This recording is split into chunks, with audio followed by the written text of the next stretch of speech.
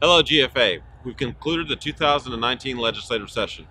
I'm so proud of the fact that our vision and our strategy is working really well to make sure that GFA is strong and effective at the state capitol. Today, we can count on four basic elements that are making us very strong. One, we have the fort, 180 GFA members that are working locally to make sure that they are connected to their local legislators and that local legislators know that they have a champion of forestry in their district.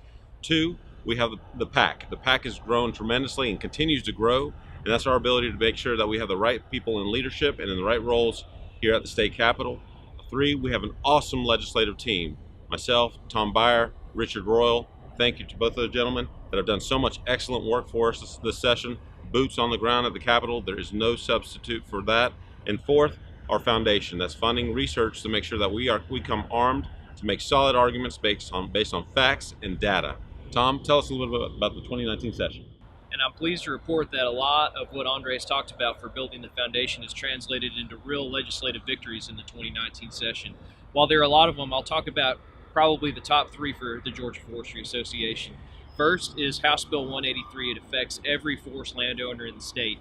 It preserves your right to appeal given some circumstances that were happening at the local level, ensures that no matter what, when you get your tax bill, you have 45 days to appeal your tax. That's fundamental to GFA's core value for sensible taxes and regulations.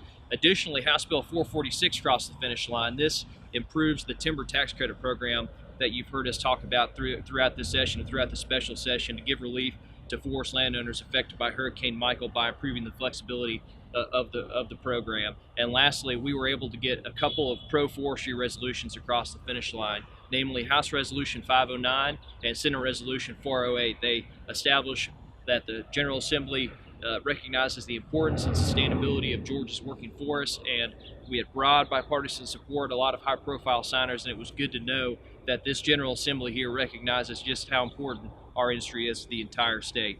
So as we look into the future, we know that the next 9 months for us are critical. We want to make sure that we're doing everything we can to get ready for the 2020 legislative session and that we're poised to make sure that we're successful.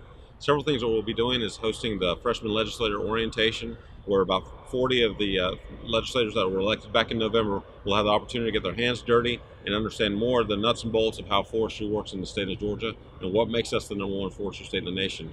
We'll also be working to start developing the legislation that we want to see introduced on January 1st of 2020 to make sure that that legislation is ready to roll.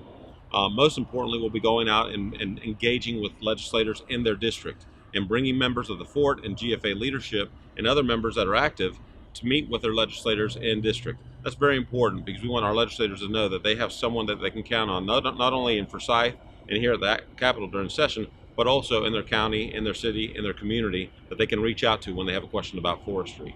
Thank you so much for your support. We want to send a special thank you as well to Mr. Richard Royal.